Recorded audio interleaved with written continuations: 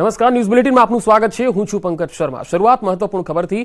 કાળઝાળ ગરમીને લઈને સમાચાર આવી રહ્યા છે કે ગરમીથી બચવા હવે લોકો વોટર પાર્ક અને સ્નો પાર્કનો સહારો લઈ રહ્યા છે। આકાશમાંથી અગનગોળા વરસી રહ્યા છે ત્યારે આકરા ઉનાળાથી રાહત મેળવવા માટે લોકો વોટર પાર્કમાં ઉમટ્યા છે। બે અલગ અલગ તસવીરો આપને બતાવી રહ્યા છીએ।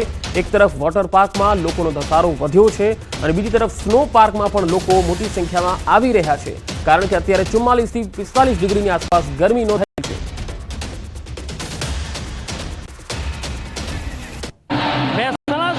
ગુજરાતમાં જે ગરમીનો પારો હોય છે તે ઉચકાયો છે, તેના કારણે જે લોકો હોય છે તે તાહીમામ પુકારી રહ્યા છે। ત્યારે ખાસ કરી અને જે લોકો હોય છે ગરમીમાંથી રાહત મેળવવા માટે વોટર પાર્કનો સહારો લઈ રહ્યા છે। ત્યારે આપણે વોટર પાર્ક પહોંચ્યા છીએ, ઊંઝા મહેસાણા હાઈવે પર આવેલા વોટર પાર્ક પહોંચ્યા છીએ। તમે જોઈ શકો છો લોકો ગરમીમાંથી રાહત મેળવવા માટે ખાસ કરી વોટર પાર્ક પહોંચ્યા છે। વોટર પાર્કમાં લોકો જે હોય છે વિવિધ રાઇડ્સમાં બેસી અને મજા માણતા જોવા મળી રહ્યા છે। તમે જોઈ શકો છો ખૂબ જ જે એન્જોય હોય છે કરી રહ્યા છો। એક જ બહાર લઈએ તો ખૂબ જ જે ગરમી પડી રહી છે તે ગરમીમાંથી રાહત મળવા માટે વોટર પાર્ક પહોંચ્યા છે અને વોટર પાર્કમાં ખૂબ જ જે એન્જોય હોય છે તે લોકો કરી રહ્યા છે। તમે જોઈ શકો રેન ડાન્સ હોય તો બીજી બાજુ છે વિવિધ રાઇડ્સો હોય છે, રાઇડોમાં બેઠીને પણ જે લોકો હોય છે તે મજા માણી રહ્યા છે। તો કાળઝાળ ગરમી પડી રહી છે અને ઘરેથી બહાર નીકળવું મુશ્કેલ થઈ રહ્યું છે ત્યારે અમદાવાદમાં લોકો સ્નો પાર્કનો સહારો લઈ રહ્યા છે। આ તસવીરો જુઓ। સ્નો પાર્કમાં -डिग्री તાપમાનમાં લોકો મજા માણી રહ્યા છે ત્યારે પાર્કમાં આવેલા લોકો પણ કહી રહ્યા છે કે શિમલા જેવી જ મજા અહીંયા જોવા મળે છે। ગરમીનો જરા પણ અહેસાસ થતો નથી।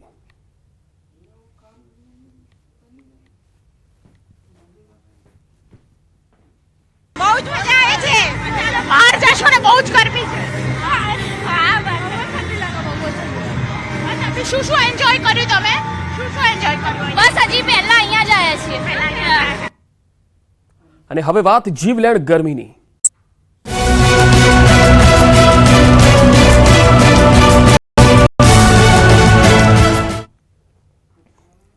વડોદરામાં હીટવેવ જીવલેણ સાબિત થઈ રહ્યો છે। ગરમીનો પારો 43 ને પાર જતા હાર્ટ એટેકનું પ્રમાણ પણ વધી રહ્યું છે। ગરમી વધતા હાર્ટ એટેકથી એક જ દિવસમાં 7 લોકોના મૃત્યુ નિપજ્યાનું તારણ સામે આવ્યું। સયાજી હોસ્પિટલના વહીવટી અધિકારી અને પોલીસ કર્મીનું મૃત્યુ થઈ ગયું। નિવૃત્ત આર્મીમેન અને વૃદ્ધ મહિલાનું પણ હાર્ટ એટેકથી મોત થયું। વડોદરા શહેરમાં 500થી વધુ લોકોને હીટવેવની અસર જોવા મળી। હીટવેવથી ગભરામણ, બીપી, ચક્કર, ઉલટી, ડિહાઇડ્રેશનના દર્દીઓમાં ખૂબ વધારો થઈ રહ્યો છે। ગતરોજ 108 એમ્બ્યુલન્સને 12 જેટલા કોલ મળ્યા હતા।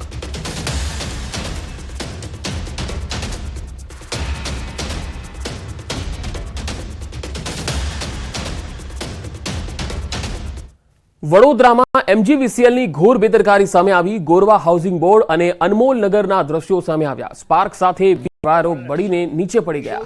સોસાયટીમાં આતશબાજી થતી હોય એવા દ્રશ્યો જોવા મળ્યા। રાત્રિ દરમિયાન વીજ વાયરોમાં સ્પાર્ક થતા સ્થાનિકોની ઊંઘ હરામ થઈ ગઈ। છેલ્લા 15 દિવસથી સ્થાનિકો પરેશાન છે। સ્માર્ટ મીટરની વાતો વચ્ચે MGVCLની કામગીરી નિષ્ફળ સાબિત થઈ છે। સ્થાનિકોની અનેક રજૂઆત છતાં તંત્ર ઘોર નિંદ્રામાં છે।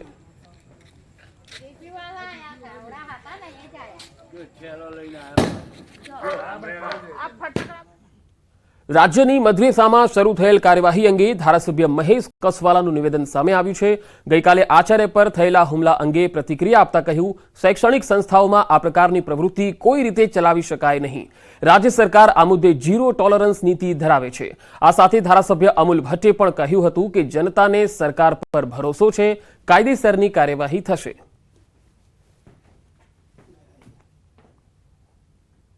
રાજ્યની સરકાર આવા પ્રકારની અનઅધિકૃત પ્રવૃત્તિ માટે ઝીરો ટોલરન્સની નીતિ ધરાવે છે। આવી કોઈ પણ પ્રવૃત્તિ થતી હશે તો માનનીય ભૂપેન્દ્રભાઈ પટેલ, આપણા માનનીય મુખ્યમંત્રી શ્રી, રાજ્યના ગૃહમંત્રી શ્રી હર્ષભાઈ સંઘવી કડકમાં કડક કાર્યવાહી કરશે। અમને ધારાસભ્ય તરીકે મને પણ ભરોસો છે, રાજ્યની જનતા તરીકે રાજ્યની જનતાને પણ ભારતીય જનતા પાર્ટીની સરકાર પર ભરોસો છે કે આવી શિક્ષણ ક્ષેત્રની અંદર નહીં, કોઈ પણ ક્ષેત્રની અંદર આવી અનૈતિક પ્રવૃત્તિઓ ચાલતી હોય તો એનો જડબાતોડ જવાબ આપી અને એને કચડી નાખવાનું કામ રાજ્યની સરકાર 100% કરશે। देखिए, कल अहमदाबाद के एक मदरसा में एक ऐसी घटना घटी है जो नहीं घटनी चाहिए। एक आचार्य जो वहाँ की चेकिंग के लिए गया था, उसके ऊपर कई ईसमों द्वारा हमला किया गया। बाद में उसे पुलिस प्रोटेक्शन से वहाँ से निकालना पड़ा। जिस तरह मेरे साथी महेश भाई ने कहा मैं आपको विश्वास दिलाता हूं कि भारतीय जनता पार्टी की आदरणीय भूपेंद्र भाई पटेल की सरकार और गृह मंत्री हर्ष भाई संघवी की सरकार किसी भी हाल में किसी प्रकार की इस प्रकार की प्रवृत्तियां चलाने वाला नहीं है। उनके सामने सबसे स्ट्रिक्ट एक्शन लिए जाएंगे। વેકેશન પડતા જ દ્વારકામાં શ્રદ્ધાળુઓનું ઘોડાપૂર ઉમટ્યું છે।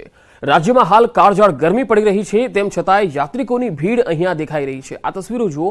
દ્વારકામાં પવિત્ર ગોમતીમાં 11ના દિવસે બહોળી સંખ્યામાં ભક્તો સ્નાન કરી અને પુણ્યનું ભાથું બાંધ્યું। યાત્રિકો અને સ્થાનિકો ગરમીથી બચવા ગોમતીમાં કલાકો સુધી સ્નાનનો આનંદ માણતા નજરે પડ્યા। દ્વારકામાં આજે 11ના દિવસે બહોળી સંખ્યામાં ભક્તોએ પવિત્ર ગોમતી નદીમાં સ્નાન કર્યું।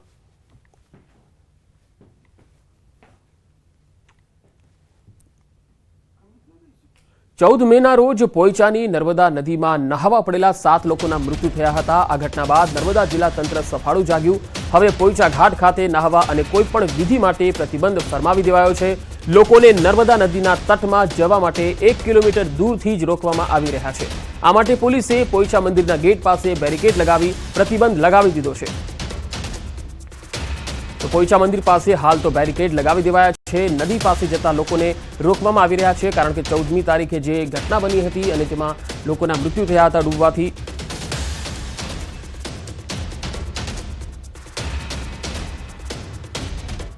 મુખ્યમંત્રી ભૂપેન્દ્ર પટેલ હળવા મૂડમાં જોવા મળ્યા। અમદાવાદના મણિનગરમાં મુખ્યમંત્રીએ નમો પુસ્તક પરબની મુલાકાત લીધી। આ દરમિયાન તેઓ લોકો સાથે હળવા મૂડમાં દેખાયા। લોકસભા ચૂંટણીના મતદાન બાદ કાર્યકર્તાઓ અને આગેવાનો સાથે મુલાકાત કરી। આચાર સંહિતાના પગલે રાજકીય કાર્યક્રમ ન હોવાથી સામાજિક કાર્યક્રમમાં સીએમ એક્ટિવ જોવા મળ્યા। આ પ્રસંગે નમો પુસ્તક પરબના સ્થાપક મહેશ કસવાલાએ જણાવ્યું કે પ્રધાનમંત્રી મોદી મુખ્યમંત્રી હતા ત્યારે તેમણે વાંચે ગુજરાતની શરૂઆત કરી હતી। તેમના અભિયાનને જીવંત રાખવા માટે નમો પુસ્તક પરબ શરૂ કરાયું છે। મણિનગરના ધારાસભ્ય માનની નરેન્દ્રભાઈ મોદી હતા ને ત્યારથી જ અમારા મનની અંદર નક્કી હતું કે માનની નરેન્દ્રભાઈએ જે વાંચે ગુજરાતનું ઇનિશિયેટિવ લીધું છે એને જીવંત રાખવા માટે કંઈક મણિનગરના લોકોએ કરવું જોઈએ। અને એટલા માટે 3-3.25 વર્ષ પહેલાં નમો પુસ્તક પરબના માધ્યમથી એક નાનો વિચાર અમે રજૂ કર્યો। આપ સૌરાષ્ટ્રમાં જાઓ એટલે આપને એક શબ્દ સાંભળવા મળે, પરબ। પરબ એટલે પાણીના પરબ, છાસના પરબ, પરંતુ મણિનગર વિસ્તારની અંદર પુસ્તકોના પણ પરબો હોય છે। એની અંદર પણ એજ્યુકેશન ધરાવતી પુસ્તકો, ધાર્મિક પુસ્તકો, એ તમામ પુસ્તકો રાખવામાં છે। એ પણ નિઃશુલ્કે લોકો અહીં લઈ જાય, લોકો અહીં મૂકી જાય, એ પ્રકારની આખી વ્યવસ્થા છે। છેલ્લા અનેક વર્ષોથી અહીં દર રવિવારે સવારે 9 થી બપોરના 12 કલાક સુધી અહીં થતી હોય છે। જોઈ શકાય છે કે અલગ અલગ પુસ્તકો છે, એજ્યુકેશનથી માંડીને ધાર્મિક તમામ અલગ અલગ પ્રવૃત્તિના પુસ્તકો હોય છે। જોઈ શકાય છે કઈ રીતના વ્યવસ્થાઓ કરવામાં આવતી હોય છે। ખુદ રાજ્યના મુખ્યમંત્રી અહીં વિઝિટ લેવા માટે આવે છે, કારણ કે પ્રધાનમંત્રી નરેન્દ્ર મોદી જ્યારે ગુજરાતના મુખ્યમંત્રી હતા ત્યારે તેઓ એક કન્સેપ્ટ લાવ્યો, તેને લઈને જ આનું નામ પણ છે નમો પુસ્તક પરબ। જોઈ શકાય છે કે રીતના અલગ અલગ એજ્યુકેશનના જે કહી શકાય કે ઘણી કિંમતી આ પુસ્તકો છે, છતાં પણ વિના મૂલ્યે એટલે ફ્રીમાં આ પુસ્તકો અહીં મળે છે। અમદાવાદમાં ટ્રાફિક સમસ્યાના અંત લાવવા માટે ટ્રાફિક પોલીસનો પાર્કિંગમાં પાર્ક કરેલા વાહનો ટોઈંગ કરીને લઈ જાય છે। તે મણિનગરથી પણ દૂર 5 કિલોમીટર દૂર ખુલ્લા મેદાનમાં રાખવામાં આવે છે। ટોઈંગ કરેલા વાહનો બેરમપુરા વિસ્તારમાં આવેલ ખુલ્લા પ્લોટમાં મુકાય છે, જેને લઈ ટ્રાફિક તંત્ર પણ ત્રસ્ત છે અને લોકો પણ ત્રાહિમામ પોકારી ગયા છે। દૂર દૂર સુધી મોંઘા ભાવે રિક્ષા કરીને આવવું પડે છે। આવો સાંભળીએ લોકો કેવો રોષ ઠાલવી રહ્યા છે। અમે મણિનગર ક્રોસિંગ અમે ગયા હતા એક શોપ માટે, તો ત્યાંથી લઈને આવવામાં આવી છે। અચ્છા, પણ તમને આ એરિયા કેટલો દૂર પડ્યો? શું થયું? લગભગ ત્યાંથી અમને 15-20 મિનિટ જેવું થયું ત્યાંથી આવવા માટે। અને ઓટોવાળાને તમે પૂછો તો તમને એ લોકો 100 રૂપિયા 150 રૂપિયા તમારી મજબૂરીનો ફાયદો પણ ઉઠાવે છે કે 200 રૂપિયા સુધી चार्ज करवा माटे ये लोग कहता था। बोर्ड नहीं लगाया हुआ, अंदर गाड़ी पार्क किया हुआ है, दूसरी गाड़ियाँ खड़ी, मेरे पास फोटो है। ये है कि आप मतलब जिस तरीके से कहाँ से आपका पार्किंग नो पार्किंग जोन में ST लिया है, ST से लिया है, वहाँ से यहाँ आने तक कितनी प्रॉब्लम हुई? प्रॉब्लम तो क्या, गर्मी कितनी है वो तो देखो आप। कितना टाइम हुआ आपको यहाँ पे? आधा घंटा हो गया। आधा घंटा हुआ? एक्चुअली मारू वहाँ અહીંયા હતું આપણે ગીતા મંદિર, हाँ।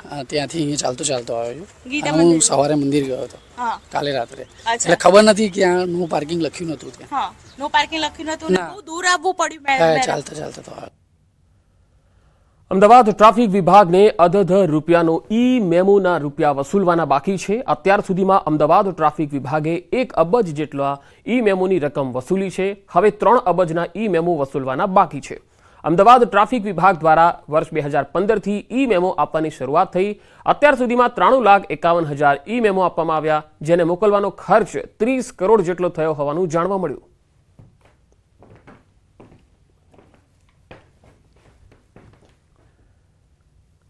અમદાવાદમાં વધતી જતી ટ્રાફિકની સમસ્યા અને અકસ્માતોની સંખ્યા પોલીસ માટે ચિંતાનો વિષય છે। જો કે આ અકસ્માતની સંખ્યા કેવી રીતે ઓછી કરી શકાય તે માટે અમદાવાદ ટ્રાફિક પોલીસે ગ્રાઉન્ડ લેવલનું પ્લાનિંગ કર્યું, જેના કારણે ગત વર્ષની સરખામણીએ આ વર્ષે અમદાવાદ શહેરમાં અકસ્માતની સંખ્યામાં ઘટાડો થયો હોવાનું સામે આવ્યું। એક આંકડાકીય માહિતી પ્રમાણે ગત વર્ષના 4 માસની સરખામણીએ આ વર્ષના 4 માસમાં માત્ર સામાન્ય અકસ્માતની સંખ્યામાં ઘટાડો થયો છે, જ્યારે ગંભીર અકસ્માતની સંખ્યામાં પણ નોંધપાત્ર ઘટાડો આવ્યો છે।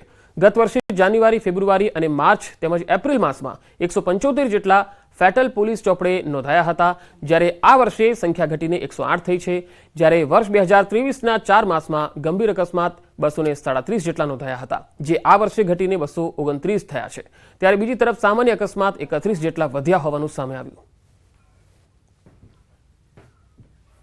કમ્પેરેટિવલી ફેટલ 67 જેવા ગુનાનો ઘટાડો ફેટલનો જાહેર થયો છે। એવી રીતે ગંભીર અકસ્માતમાં બી 8 જેવા ઘટ્યા છે। 2023 અને 24ની વાત કરીએ તો 237 ગયા વર્ષ 2023ના હતા અને 229 ચાલુ વર્ષમાં છે, આમ 8નો ઘટાડો થયો છે। વલસાડના ઉમરગામના ટીડીઓ પર સરપંચોના આરોપ। તાલુકાની કેટલીક ગ્રામ પંચાયતના સરપંચો એકત્ર થયા, ટીડીઓ વિરુદ્ધ ધારાસભ્ય સમક્ષ રજૂઆત કરી। ટીડીઓ મનસ્વી વર્તન કરતા હોવાનો સરપંચોએ દાવો કર્યો। ટીડીઓ ગેરરીતિ આચરતા હોવાની પણ સરપંચની રજૂઆત હતી। ધારાસભ્ય રમણ પાટકરે સમગ્ર મામલે સરપંચને બાંહેધરી પણ આપી છે। સરકાર સમક્ષ ટીડીઓ મુદ્દે રજૂઆત કરવાની ખાતરી આપી।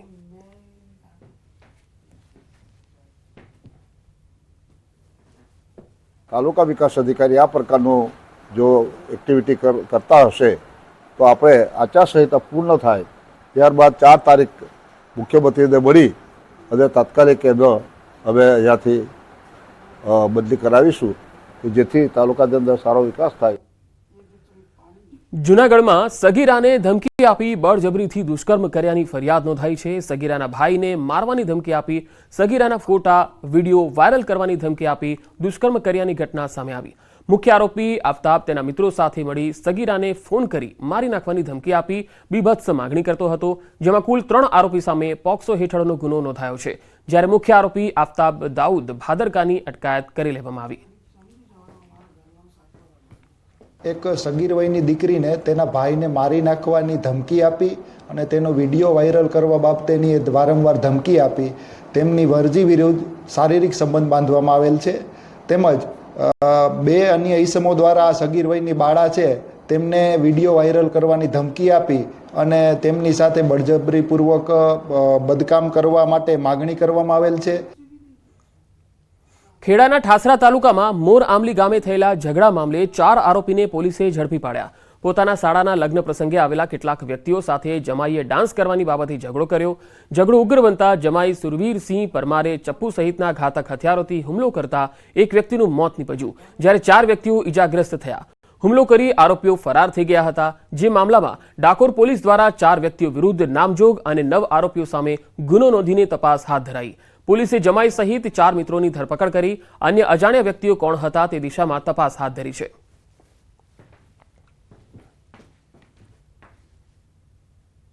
ફરિયાદ દાખલ કરી તાત્કાલિક અલગ અલગ ટીમો બનાવી અને આરોપીઓને પકડવા માટે વડોદરા પોલીસનો પણ સહકાર લીધેલો અને જે નામજોગ 4 આરોપી છે એ 4 આરોપીને પકડી લેવામાં આવેલા છે।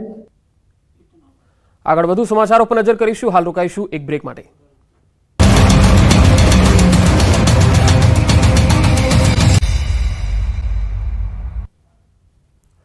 બ્રેક બાદ સમાચારોમાં આગળ વધીએ। ચાઇનાના બેઇજિંગ એરપોર્ટ પર ભારતીયો વિદેશી વિદ્યાર્થીઓની વહારે આવીને મદદરૂપ બન્યા। નેપાળના 11 વિદ્યાર્થીઓ જાપાનમાં ઉચ્ચ અભ્યાસ માટે જવાના હતા।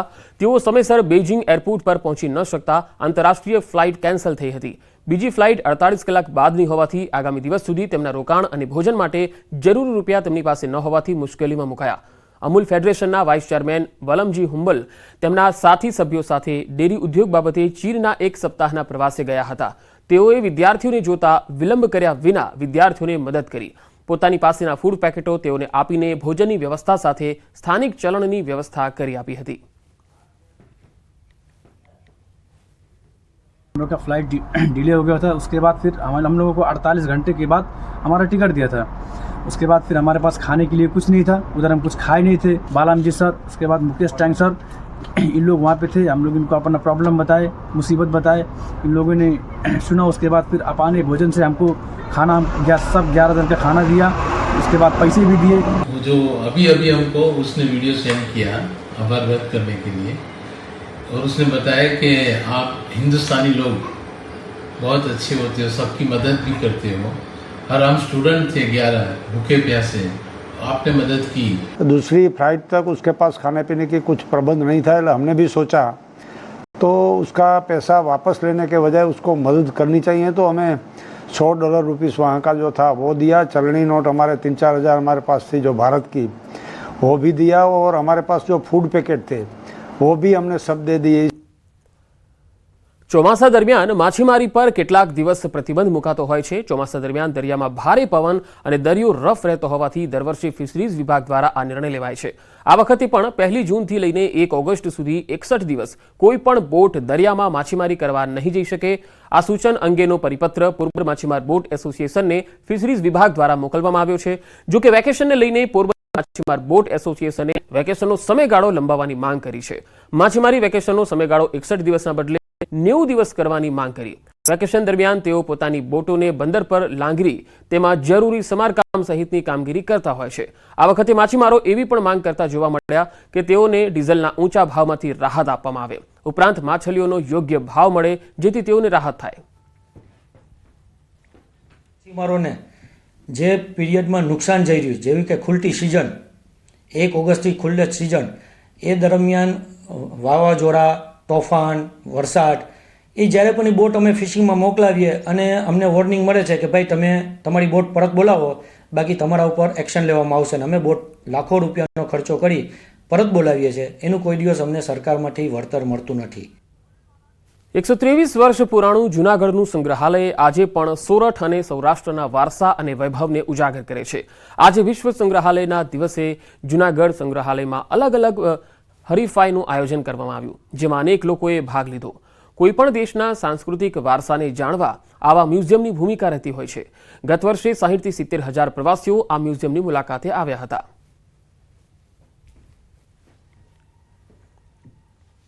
તો આ મ્યુઝિયમ તમે જોઈ શકો છો, જે વારસો છે, સંસ્કૃતિ છે, ઇતિહાસ છે, તેમાં તેના અલગ અલગ પાસાઓને જાણવાનો મોકો મળે છે. જૂનાગઢનો અદ્ભુત આ સંગ્રહાલય છે કે જ્યાં રાજવી કાળ સમયનો જે વારસો છે અને જે સંસ્કૃતિ રહી હતી એ પ્રકારની અહીંયા તસવીરો અને એ પ્રકારના અહીંયા શસ્ત્રો જોવા મળે છે. जूनागढ़ म्यूज़ियम ने 3 प्रोग्राम्स का आयोजन किया है. पहला एक प्रोग्राम तो ये है कि take a tour of the Junagadh museum along with the curator and look all the things royal. दूसरा है हम लोगों ने create a comic book based on Junagadh museum, इस तरह की एक्टिविटी रखी. और तीसरा है create a picture post card based on the collection of Junagadh museum. तो ये 3 एक्टिविटीज़ का आयोजन किया है. पोस्ट कार्ड मेकिंग कॉम्पिटिशन અને કોમિક બુક કોમ્પિટિશન છે, જેમાં મેં પોસ્ટ કાર્ડનો ભાગ લીધો છે ને મેં બનાવ્યું પણ છે. આમાં ક્રોકરી લાઈક ગ્લાસની વસ્તુ છે જે યુરોપિયન કન્ટ્રીથી આપણે અહીંયા બનાવેલી છે. મોહમ્મદ ખાન ત્રીજાનો મેં ફોટો પણ જોયો. બધા કેટલા બધા રાજવીઓ હતા, એના અહીંની ઘણી બધી વસ્તુઓ છે એવી કે જે અમે કોઈ દિવસ જોઈ નથી. જસ્ટ અમે મૂવીઝમાં કે સિરિયલમાં ને એવું જોતા હોય, બટ અહીં પહેલી વાર અમે એવું જોવા મળ્યું છે અમને. તો આ બુલેટિનમાં અત્યારે આટલું જ. નમસ્કાર.